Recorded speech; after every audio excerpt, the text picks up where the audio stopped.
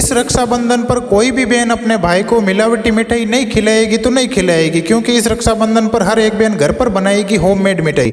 तो आज हम बनाएंगे नारियल के लड्डू, एकदम शुद्ध व ताज़ा। मार्केट में बहुत ही ज़्यादा त्योहारों के टाइम मिलावटी मिठाइयाँ आती है, सबका नहीं बोल रहा हूँ लेकिन कुछ कुछ आती है। तो घर पर बनाइए नारियल के लड्डू। चलिए मैं रेसिपी शुरू करता हूँ, आप भी बनाइए, अपने भाई को खिलाइए।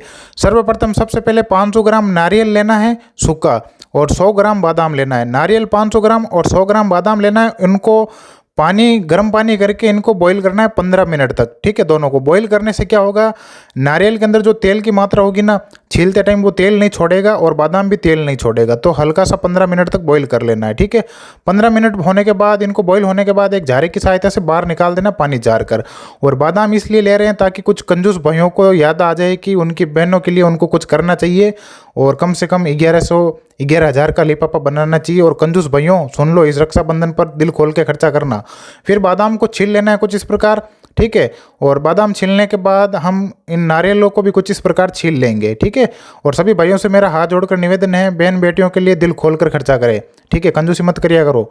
ठीक है ना, समझ गए। फिर ये नारियल और बादाम दोनों तैयार हो जाए छील कर, तो अब इनको कटिंग करना है कुछ इस प्रकार। मैं आपको दिखा देता हूँ, नज़दीक से देख लीजिए। इस प्रकार कटिंग करना है छोटी छोटी साइज में, ताकि क्या है कि हम मिक्स के अंदर इनको पीस कर तैयार करेंगे ना, इनका बुरादा बनाएंगे। वैसे आप चाहो तो मार्केट से नारियल कोकोनट पाउडर मिलता है, वो भी लेके आ सकते हो। लेकिन जो हम नारियल की बर्फी बनाएंगे या लड्डू बनाएंगे ना, वो एक अलग ही टेस्ट आएगा और एकदम बढ़िया टेस्ट आएगा। कटिंग करने के बाद मिक्सी के जार में डालकर इनको पीस लेना है। देख लो, मिक्सी का जार नया या पुराना कुछ भी, कैसा भी लो, अच्छा लेना है। मतलब ऐसे नहीं कि पीसते टाइम पूरा जल जाए। फिर इस प्रकार ये देखो, एकदम बुरादा बनाकर तैयार कर देना है नारियल का और बादाम का, दोनों का। ठीक है, अब ये बुरादा तैयार हो चुका है।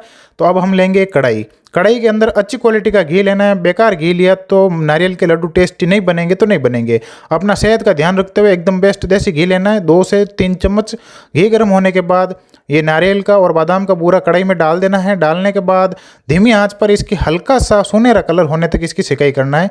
हल्का सा, ज़्यादा सिकाई मत करना वरना ये जल जाएगा। ठीक है, काला काला हो जाएगा। वो कहते हैं ना, काले रंग दे लिबाब जी कुड़ी है, वो क्या है गाना, मेरे को आता नहीं है ज़्यादा। ठीक है, गाने को छोड़ो, अपनी रेसिपी पे ध्यान दो। फिर देखो ये हल्का सा सुनहरी कलर हो जाए, मतलब हल्का सा सिक जाए, खुशबू आने लग जाए, तो अब इसमें हम डाल देंगे दूध। दूध 1 लीटर लेना है। दूध गाय का लेना है या भैंस का लेना है, पर वो मिलावटी दूध मत लेना, पाउडर वाला, वो नुकसान करेगा। दूध डालने के बाद इसकी हम सिकाई करेंगे मीडियम आंच पर। ठीक है, तेज आंच भी नहीं होनी चाहिए, धीमी आंच भी नहीं होनी चाहिए, मीडियम आंच। दूध का खोया बनने तक इसकी सिकाई करनी है। मतलब ये देख लो, एकदम सिक जाए ना, तब तक इसकी सिकाई करनी है। देख लो, दूध अगर अच्छे से सिक जाए, खोया बन जाए, दूध का मावा बन जाए, मतलब अंदर। ठीक है, दूध पूरा एकदम सिक जाए अच्छे से, तो अब इसके अंदर हम डालेंगे चीनी। चीनी इसके अंदर आप 200 ग्राम तक ले सकते हो, 250 भी ले सकते हो, पर 250 से ज़्यादा मत लेना। ज़्यादा मीठा खाना हानिकारक है, और चीनी की रेट भी अभी बहुत ज़्यादा बढ़ रही है, 100 रुपये किलो होने वाली है। तो अब ध्यान रखना, आदत डाल लो अभी से थोड़ा फीका खाने की। ठीक है ना। उसके बाद इसमें केसर डाल देना है। दाने दाने में केसर का स्वाद आ जाएगा। बाकी तो हमारे तुकाराम जी मुंडे ने, सर ने वो बंद करवा दिया है, विमल वाला ऐड। तो अब इसमें हम ओरिजिनल केसर डालकर इसकी अच्छे से सिकाई करने के बाद, जब ये अच्छे से सिकाई हो जाए तो इसको एक बर्तन में बाहर निकाल के ठंडा करना है।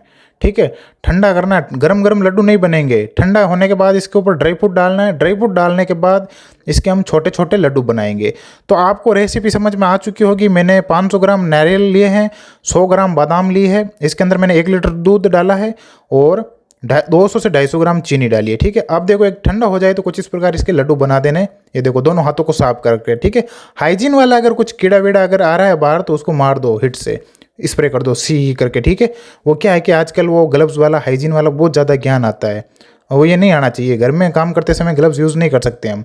ठीक है, और साफ़ सफाई रखनी चाहिए ना, तो बस। और हाइजीन क्या होता है, हाइजीन का मतलब होता है साफ़ सफाई नहीं रखते, गंदगी रखते, वो हाइजीन होता है। अब हाथों में हाइजीन होगा तो फिर खाना खाते समय हम ग्लव्स का यूज़ थोड़ी करते हैं। उस ग्लव्स वो केमिकल से बनकर आता है, उससे तो अच्छा है ना हमारे ये हाथ देख लो। और एकदम मेरे तो हाथ भी एकदम गोरे गोरे हैं, काले काले नहीं है। ठीक है, तो इस प्रकार लड्डू बना देंगे, और ये हमारी एक रेसिपी बनेगी बहुत ही शानदार व स्वादिष्ट टेस्टी रक्षाबंधन के त्यौहार के ऊपर।